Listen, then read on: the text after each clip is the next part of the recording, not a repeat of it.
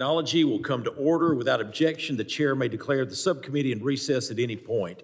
The purpose of this hearing is to review federal efforts in preparing for and responding to threats facing our nation's food and agriculture sector. Without objection, the gentleman from Tennessee, Mr. Van Epps, is permitted to sit on the dais and ask questions to the witnesses. I now recognize myself for an opening statement. Good afternoon, and thank you for joining this subcommittee on emergency management and technology. Today we have a federal panel of witnesses from the Department of Homeland Security and the United States Department of Agriculture to discuss the federal government's efforts to prepare for, mitigate, respond to, and recover from acts of agroterrorism. The subcommittee previously met on September to examine this threat, during which academic experts outlined the risk that agroterrorism poses to our food and agriculture system and its potential to destabilize the United States economy and agriculture supply chain.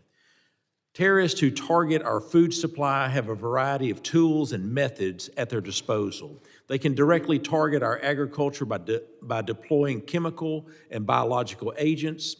And as our critical infrastructure becomes increasingly connected, they could also carry out cyber attacks on technology that the farms depend on. Our adversaries, particularly the PRC, have also exploited research security gaps to steal the intellectual properties tied to agriculture technologies and genetically modified organisms. This theft could cause significant economic harm and raise concerns that these technologies could be manipulated or weaponized against U.S. crop systems. The reality of this threat was on full display last year when the Department of Justice charged 3 Chinese nationals with attempts to smuggle biological agents into the United States, agents capable of causing severe harm to crop and livestock. Any serious effort to prepare for these threats must begin with preventing deadly pathogens and harmful species from entering the country through our borders and ports of entry. I'm grateful to Customs and Border Protection work in detecting and intercepting these dangers, but prevention cannot stop at the border. We must also deny adversaries opportunities to position themselves inside the United States in ways that could facilitate harm. The PRC has acquired farmland across the United States, including land near critical infrastructure and sensitive military installations. This proximity creates vulnerabilities that could be exploited to surveil, disrupt, or compromise our food and agriculture systems, undermining prevention efforts long before threat is detected. Addressing these risks requires strong oversight, transparency, and coordination to ensure that our agriculture sectors do not become a staging ground for hostile activities. And even with strong prevention measures in place, we must be prepared for the possibility that these efforts could fail. It is important that the stakeholders and decision makers across all levels of government and the private sector receive adequate training to detect, report, and respond to these threats. Equally important is robust information sharing across the national laboratories, government partners, and industries to enable rapid and effective responses. We saw the value of this partnership last week when law enforcement recovered and identified biological material from a lab in Las Vegas and sent it to the National Bioforensic Analysis Center for immediate analysis. That rapid response capability is essential to defending our homeland against biological threats, whether they originate from the criminal actors, terrorists, or hostile foreign adversaries. And this is exactly the type of capability we must sustain and strengthen, which is why I've led bipartisan efforts to improve DHS biodefense readiness and advance legislation to counter China's efforts to undermine our homeland security. I also applaud President Donald Trump and his administration for issuing the National Farm Security Action Plan to enhance our nation's preparedness for these dangers. This effort reflects the reality that the threat of agroterrorism is not just a possibility, it is real, evolving, and demands action across the federal government. I look forward to hearing from our witnesses today about the steps they have taken to implement the proposals outlined in this plan, the challenges that they face, and opportunities to enhance collaboration amongst federal agencies. I also welcome any suggestions on how Congress can support these efforts. I thank our witnesses for appearing before the subcommittee today, and I hope their testimony will inspire a bipartisan effort to strengthen and defense against the significant threats. I now recognize the ranking member of this subcommittee, Mr. Kennedy, for his opening statement. Good afternoon. Thank you very much, Chairman, and thank you to our witnesses for being here today. I want to begin by saying that I appreciate the Chairman for bringing officials from the administration before this subcommittee. I want to see more of these hearings with administration witnesses in the future.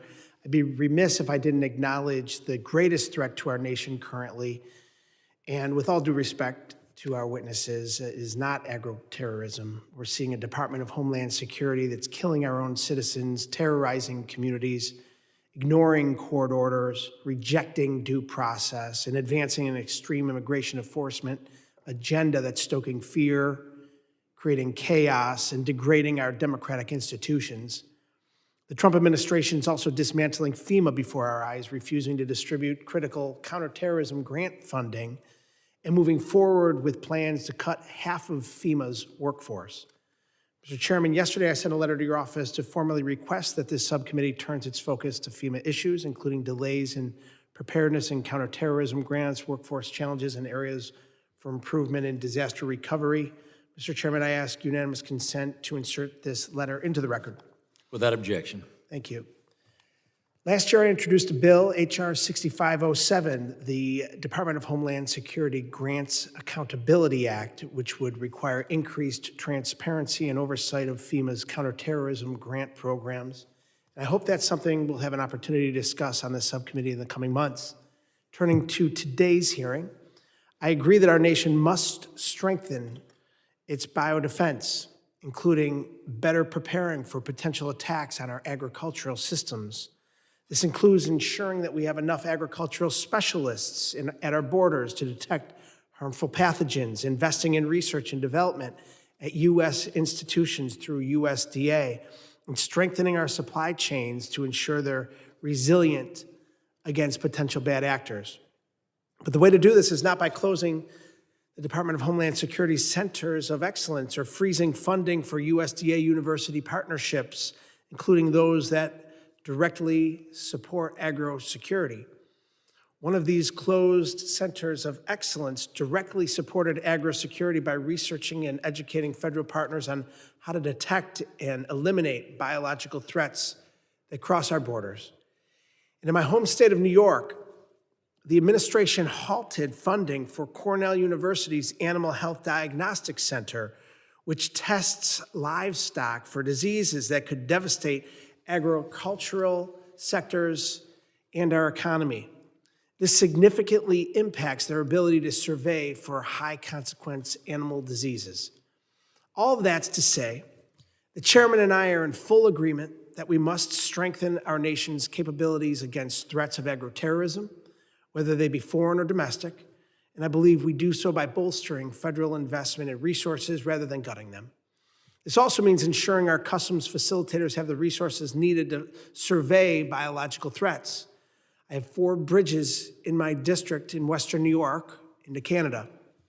I represent some of CBP's agricultural specialists who report to work at U.S. ports of entry and contribute every single day to our collective biosecurity. So I understand the importance of ensuring our nation is hardened against any biological threats, and I appreciate the chairman's work in this space. I want to thank our witnesses for participating in today's hearing, and I look forward to your testimony as we assess DHS and USDA's preparedness in keeping our communities safe. I yield back. Thank you, Ranking Member Kennedy. Other members of the subcommittee are reminded that opening statements may be submitted for the record. I'm very pleased to have such an important panel of witnesses before us today.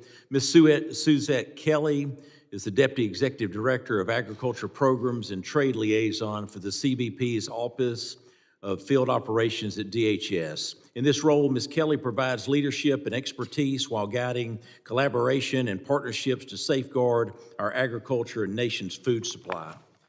Mr. Matt Allen is the Director of the Office of Homeland Security for the United States Department of Agriculture.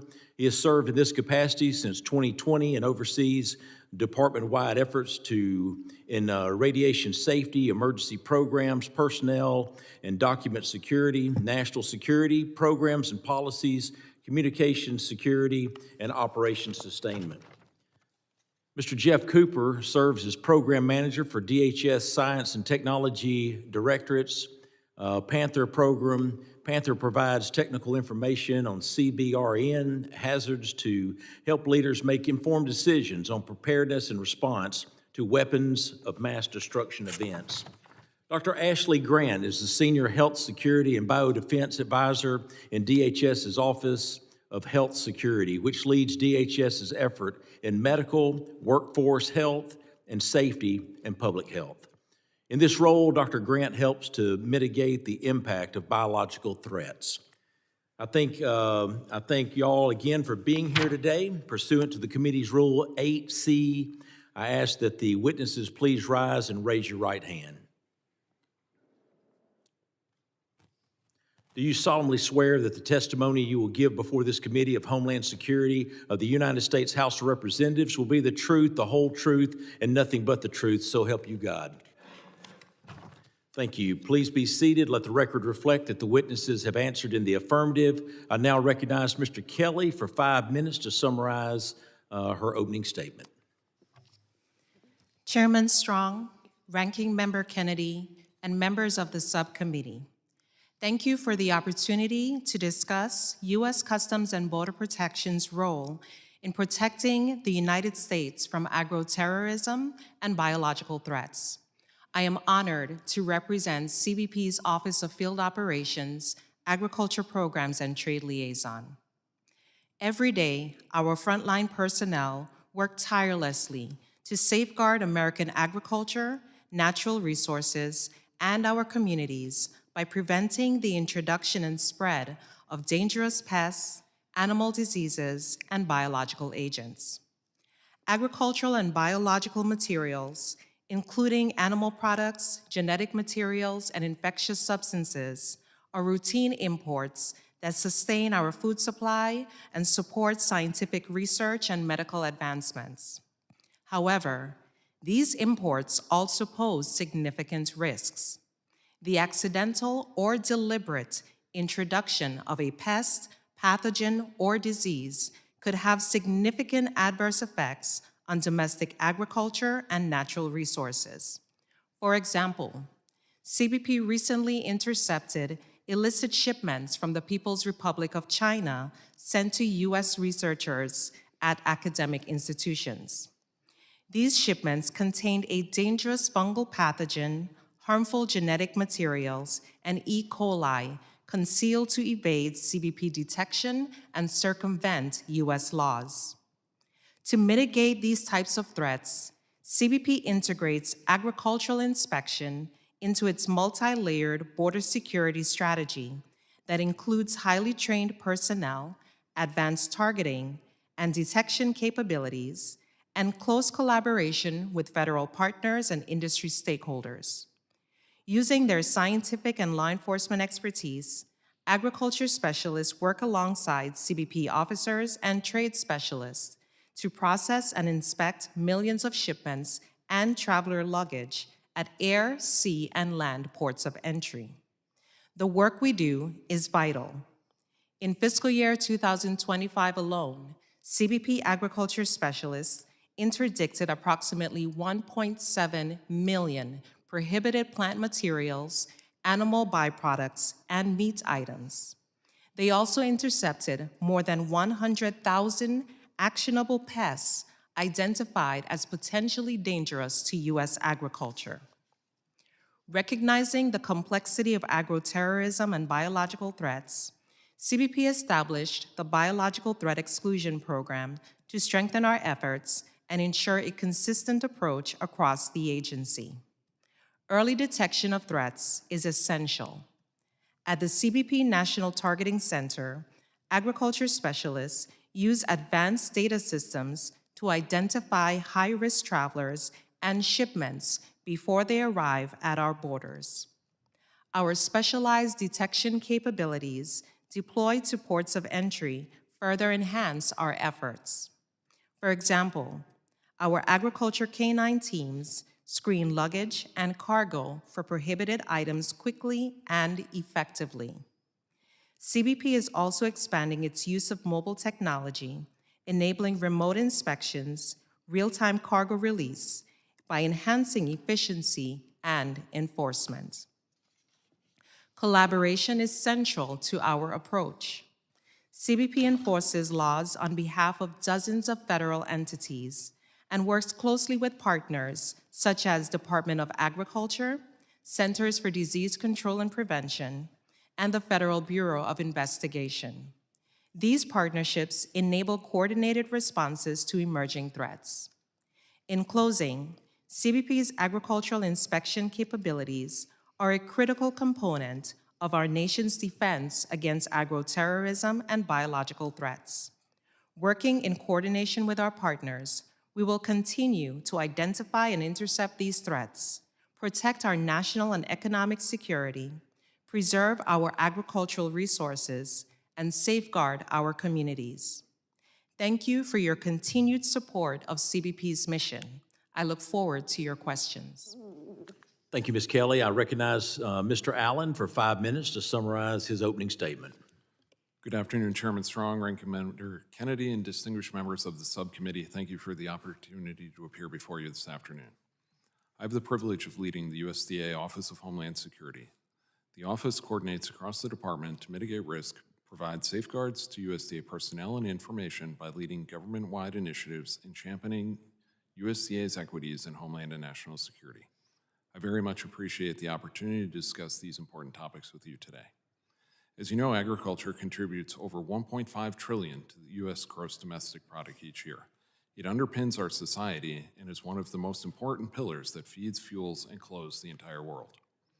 This past summer, the department launched the National Farm Security Action Plan, a first-of-its-kind comprehensive strategy to acknowledge agriculture as a key pillar of national security. The plan focuses on protecting U.S. farmland from foreign adversaries, strengthening food supply chains, ending fraud in nutrition programs, safeguarding plant and animal health, and bolstering research security.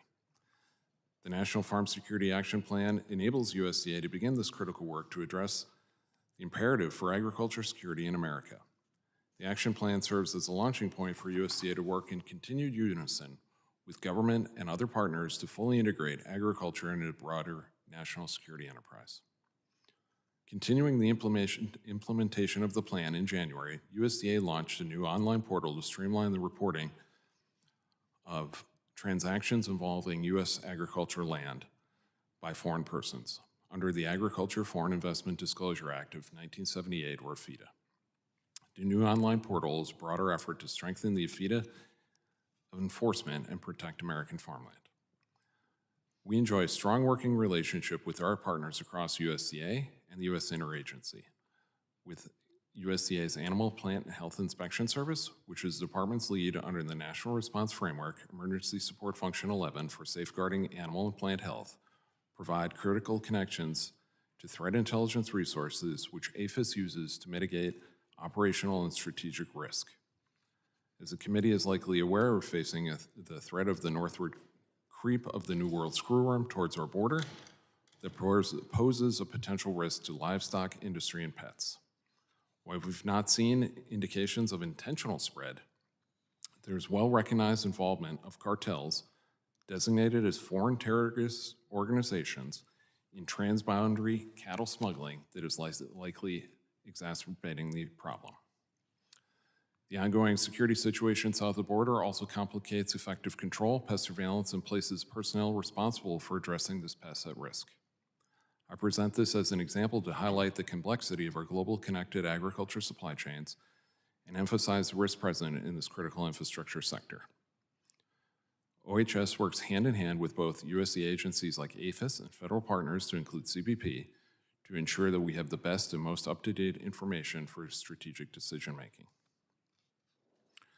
As just mentioned, we collaborate with the FBI and CBP to identify threats of suspected acts of agroterrorism. Just a few months ago, Director Kash Patel of the FBI commented on the recent Michigan case involving foreign graduate students who illicitly brought Fusarium, an agriculture pathogen, in the United States as a persistent and enduring threat. U.S. agriculture and American farmers are faced with this and many other persistent, enduring threats. Our department leans on our partners to assist us investigating and remedying these issues, and that's why I'm delighted to have our colleagues from DHS here with us today. They have abundant authorities, resources, and personnel to assist us in detecting, defending the most tenacious threats to U.S. agriculture, the economy, and national security. Those situations in Michigan underscore the importance of knowing that federally funded agricultural research and development is being done in conjunction with trusted partners. Just this morning, USDA had announced the creation of an office dedicated to enhancing research security within USDA, continue to implement National Security Presidential Memorandum 33, and educate USDA partners of why research security matters. It is easy to forget that the food on our plates, the clothes on our backs, the warmth of our fires are all predicated on somewhere, transforming living or once living things into something that sustains us as individuals, families, communities, and a nation.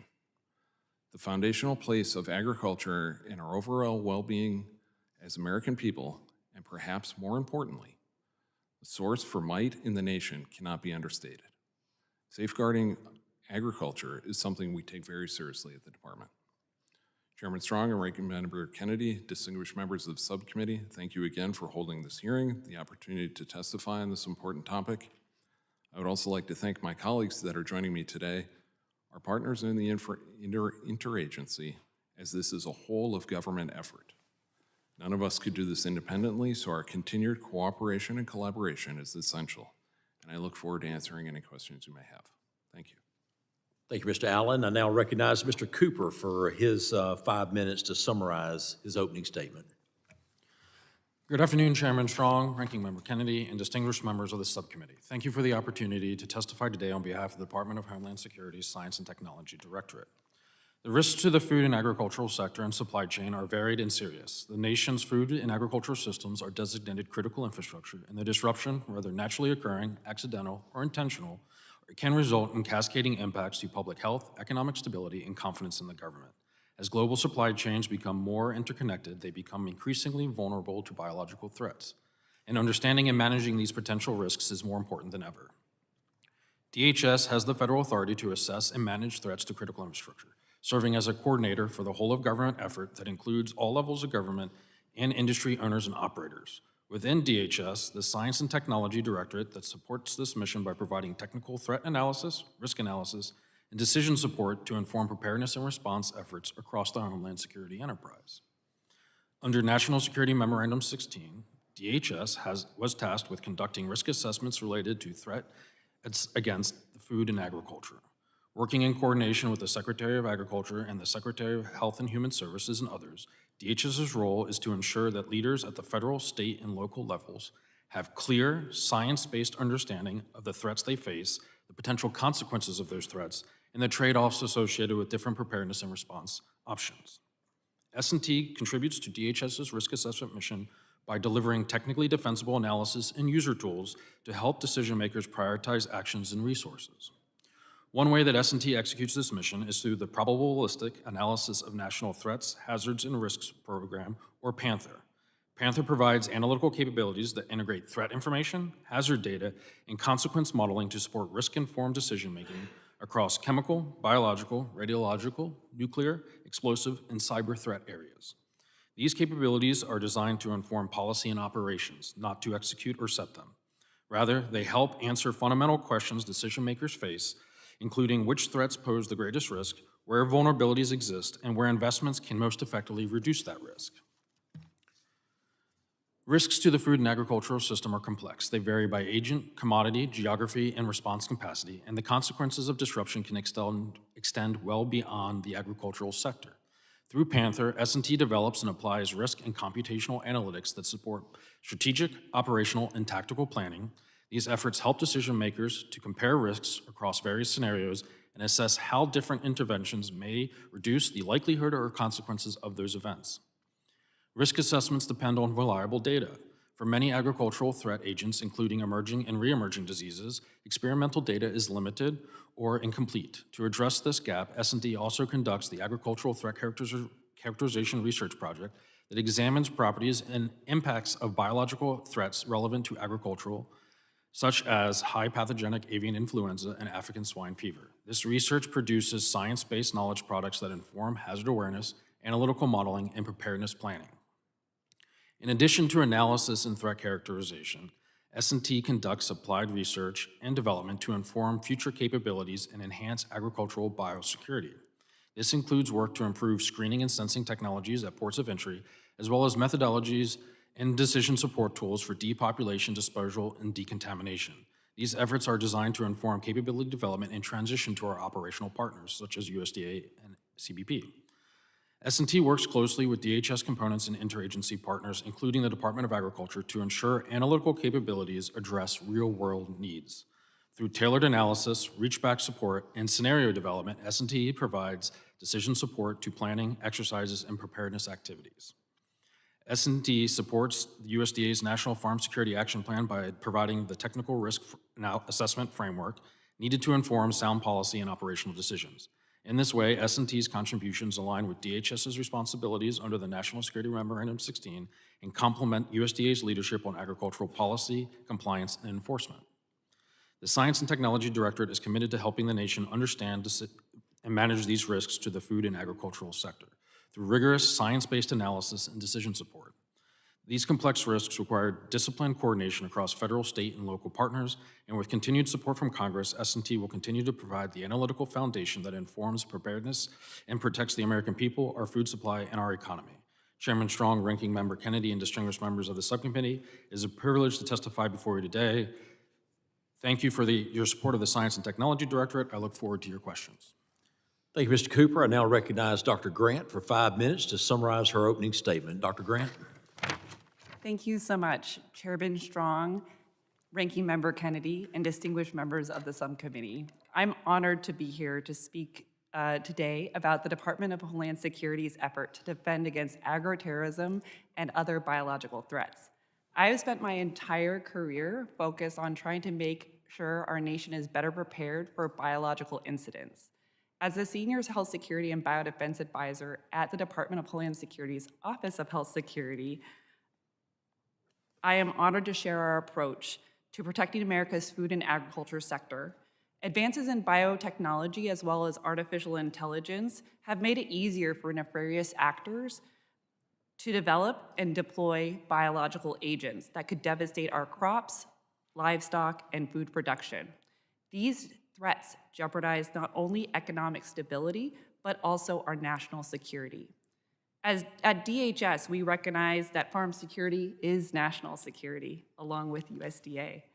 The Office of Health Security leads and coordinates efforts across the department to protect our nation's food and agriculture sector from high-consequence threats. Our mission is rooted in statutory responsibility and key directives, including the Securing Our Agriculture and Food Act.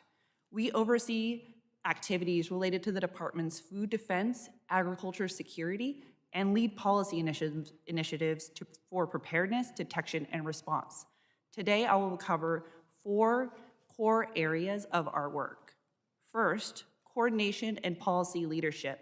The Office of Health Security works closely with DHS components, such as Customs and Border Protection, as well as the Science and Technology Directorate. We also coordinate with our interagency partners, such as USDA, as well as the Health and Human Services. Together, we ensure that DHS and the United States government efforts are unified, efficient, and responsive to evolving threats. Second, risk assessment and intelligence integration. The Office of Health Security partners with DHS Science and Technology Directorate to assess risks to our food and agriculture sector. We integrate technical threat analysis and risk modeling with policy and operational planning. A key element of our support to health analysts embedded in state and local fusion centers nationwide. These analysts gather and disseminate health security information, ensuring actionable intelligence reaches decision makers and frontline responders. Third, preparedness, exercises, and training. The Office of Health Security designs and executes complex exercises to test and strengthen our ability to prevent, detect, and respond to biological threats. For example, last month, we held a complex exercise, tabletop exercise down in El Paso, Texas. This exercise focused on a potential New World screwworm incursion in the United States through 3 different mechanisms. One, through illicit cattle trading, 2, through our livestock, and a potential human case. This is a severe pest that can affect our economy as well as our livestock. The exercise brought over 250 participants from federal, state, local, county, tribal, different agencies, and highlighted the importance of an integrated response and identified gaps in planning and capability. Our 4th core function is innovation and continuous improvement. The Office of Health Security invests in data analytics and technology solutions to enhance early warning, detection, and response. Early detection and rapid response is critical to making sure we are prepared for threats to our food and agriculture. Through initiatives like the Integrated Consortium of Laboratory Networks, we are advancing our collaborative ability to prepare for and mitigate from emerging threats. In conclusion, threats against our food and agriculture sector are significant and evolving. DHS, the Office of Health Security, and our partners are committed to safeguarding the nation's food and agriculture system through collaboration, innovation, and readiness. Thank you for the opportunity to testify. I look forward to your questions. Thank you, Dr. Grant. Members will be recognized by order of seniority for their 5 minutes of questioning. An additional round of questioning may be called after all members have been recognized. I now recognize myself for 5 minutes of questioning. The actions of agroterrorism could become even more dangerous if they had access to farmland near U.S. military bases. Redstone Arsenal is in my district, and I understand firsthand the threat this could pose to our service members and our homeland security. This is why I'm concerned by a 2024 GAO report, which found gaps in federal reporting requirements that could allow it to happen. Fortunately, the Trump administration's National Farm Security Action Plan has called for stronger USDA reporting and disclosure requirements for foreign farmland purchases near military bases and other sensitive sites. Mr. Allen, how is the USDA seeking to implement the National Farm Security Action Plan's proposal to tighten these reporting requirements, and what steps has the department taken so far? Mr. Chairman, thank you for the question and your support of this. Right now, the department is in the process of moving the Agriculture Foreign Investment Disclosure Act program from the Farm Production and Conservation Mission Area to my office to have a more national security focus. Also, as I mentioned, in January, we opened an online portal that will have as a database getting us away from the 1978 paper-based process to modernize the FEDA system. We have also issued at the end of last calendar year an advance notice of proposed rulemaking to update the form, the process of the entire program to gather more pertinent information than we have in the past to share with our partners, especially at Homeland Security, Department of War, and Treasury to integrate with the CFIUS process.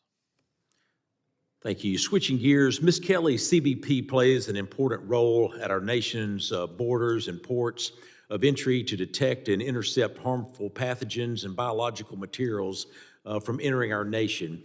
How have malign foreign actors exploited vulnerabilities at ports of entry to introduce threats to our nation's agriculture, and how can CBP harden its screening of these materials? Thank you for the question, Chairman.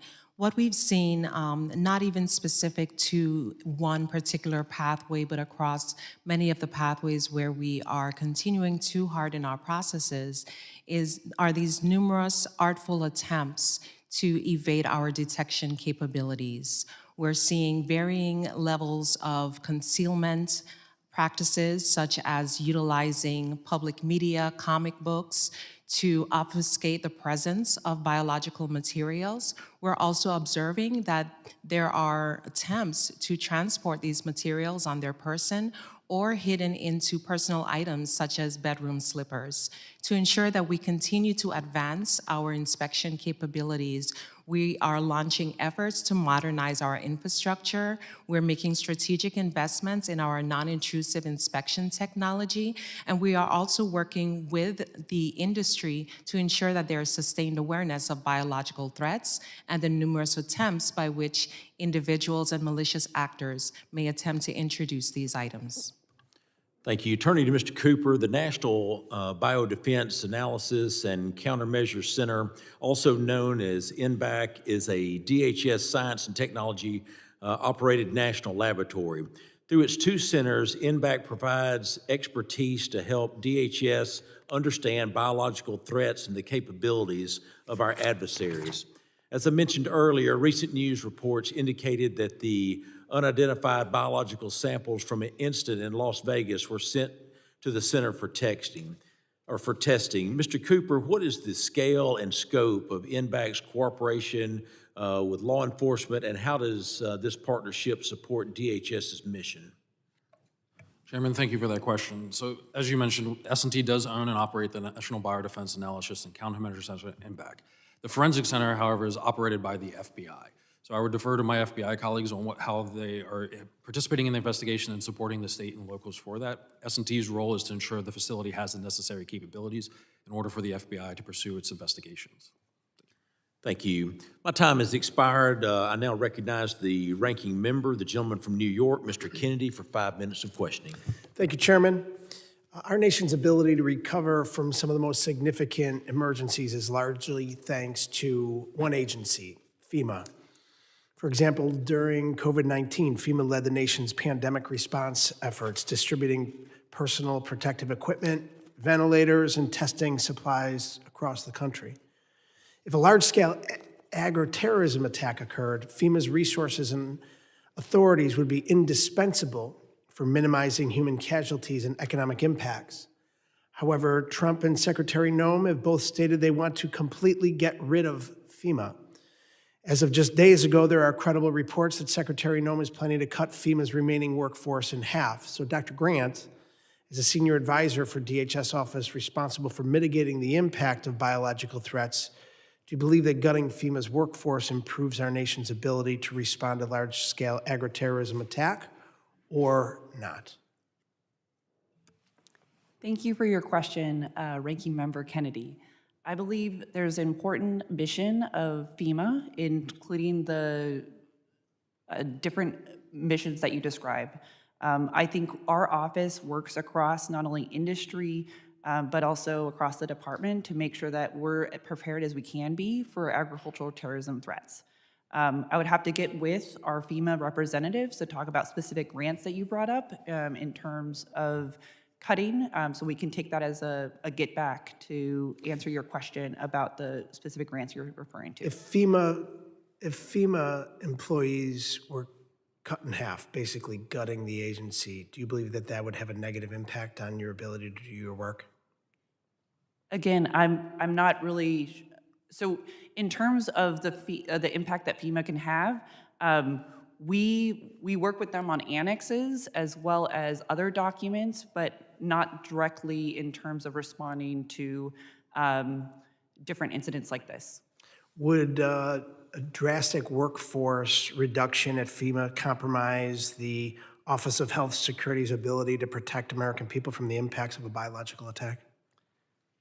I believe that we should take that back and get with our colleagues at DHS to look at the complete impact that could have across our department.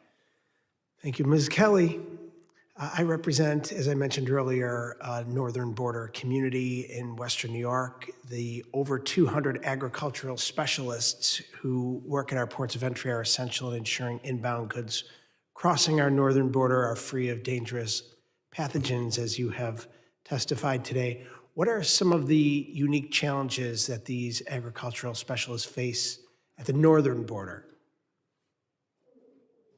Thank you. The evolving threat landscape is, I would offer, not specific to a region or a particular port, and that is because of the movement of trade. The complexities of this landscape are taken into consideration certainly the trade and travel industry and that specific characterization of movement, but also the way in which an agricultural threat may impact the specific sector. As we look at a more granular level, such as the ports, then staffing levels, detection capabilities, infrastructure, all of these varying factors may characterize the complexity of that specific landscape. Thank you. I understand the CBP Port of Buffalo has a biological threat operations specialist. Will Buffalo receive a biological threat exclusion coordinator anytime soon? Thank you for that question as well. We're very excited about the biological threat exclusion program and really appreciate the support of the program from Congress as well. With regards to our staffing models, they're informed by our resource allocation and workforce staffing models, which predict and take into consideration the type of operational needs. Whether a particular port may have a threat exclusion coordinator or threat operations specialist is strictly determined, or the decision, I should say, is informed by our staffing models. Understood. Ms. Kelly, are there gaps in current federal law that could improve biosurveillance at our northern ports of entry? There are certainly opportunities for the regulations to be updated to ensure that we can continue to deliver our mission and execute in an efficient and effective manner. Regulations that encourage accountability with regards to information sharing and collection can certainly ensure that we continue to make robust decisions at the ports of entry. I'm out of time, Chairman. If I could just add, Ms. Kelly, if there are opportunities for you to inform myself and the chairman of legislation that could, in fact, improve this biosurveillance, we are open to that. Thank you. Ranking member's time has expired. I now recognize the gentleman from Tennessee, Mr. Van Epps, for 5 minutes of questioning. Thank you, Mr. Chairman, for holding this very important hearing, and thank you to the witnesses for being here today. Thank you to the Trump administration and your work to keep our country safe. The food and agriculture sector is one of America's 16 designated critical infrastructure sectors. Because nearly 95% of U.S. farms are family-owned operations, our farmers are especially vulnerable, and an attack can rapidly cascade from farms to processors, distributors, and ultimately to grocery shelves nationwide. Agroterrorism isn't just an abstract threat. It is the deliberate introduction of plant or animal pathogens to cause economic damage, food shortages, panic, and strategic disruption. We know this threat is real because agriculture is biologically vulnerable. Many high-consequence livestock diseases, such as foot and mouth disease, do not occur in the United States today. That means our herds lack natural immunity, and an outbreak could spread rapidly before detection. USDA has estimated that a major foot and mouth disease outbreak could cost the United States tens of billions of dollars in economic losses, devastate exports, and require the mass culling of animals to contain spread. A pathogen does not need to be weaponized in a sophisticated lab to cause catastrophic damage. It only needs to be introduced into a dense livestock or processing environment. The modern threat environment compounds this risk. Terrorist networks, transnational criminal organizations, or state-linked actors could attempt to smuggle pathogens through ports of entry, mail systems, research collaborations, or contaminated feed and biological materials. Agriculture is uniquely exposed because farms are geographically dispersed, biosecurity practices vary, and the supply chain depends on continuous movement of animals, feed, and products. A coordinated biological attack on livestock or crops could simultaneously trigger food shortages, economic shock, and strain on military logistics, particularly in districts like mine that host Fort Campbell. This is why the Trump administration's National Farm Security Action Plan is so important. It recognizes that preparedness is paramount. It requires robust biosurveillance, real-time data sharing between USDA, DHS, FBI, and state officials, strong screening at ports of entry, laboratory capacity for rapid pathogen identification, and joint exercises that simulate deliberate biological introduction. If an adversary wants to undermine the United States without firing a shot, targeting our food supply is a strategic pathway. We cannot afford to treat that risk as secondary. Ms. Kelly, what screening protocols are in place at ports of entry to detect intentionally concealed livestock or crop pathogens, and how do those protocols differ from routine inspections designed to catch accidental pest or food violations? Thank you for the question. Our capabilities start really at the National Targeting Center, where we are harmonizing our law enforcement data holdings with information that is collected and or provided by our partners at the United States Department of Agriculture Animal Plant Health Inspection Service.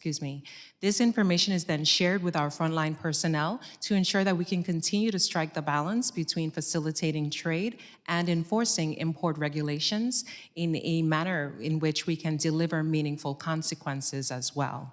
With regards to malicious attempts, we have varying levels of operational policies and interagency agreements with several of our internal and external partners. These policies are underpinned by the National Incident Management System as well as the National Response Framework. Thank you. Dr. Grant, when DHS or FBI identifies credible intelligence suggesting an adversary may target U.S. agriculture, how quickly does that information translate into heightened inspection posture at ports of entry? Thank you so much for that question. We work with our CBP colleagues through the National Targeting Center to disseminate that information to them. In addition, we would work with our state and locals through our health fusion centers to disseminate that information to the localities. So throughout those both mechanisms, we would get that information to the people that need it. Great, thank you. This is both for Mr. Allen and Ms. Kelly. How are federal agencies ensuring that state agriculture departments and producers receive timely threat intelligence without creating unnecessary alarm? Thank you for the question, sir. Our Animal and Plant Health Inspection Service, through our National Veterinarian Office, works directly with state departments of agriculture to pass information on a regular and timely basis. Including just last week, we had the National State Directors of Agriculture here in DC and had days of face-to-face meetings with them. Great, thanks. And Mr. Chairman, I'm out of time, so I yield back. I want to thank the witnesses for their valuable testimony and the members for their questions. The members of the subcommittee may have some additional questions for the witnesses, and we would ask the witnesses to respond to these in writing. Pursuant to Committee Rule 7E, the hearing record will be held open for 10 days. Without objection, this subcommittee stands adjourned.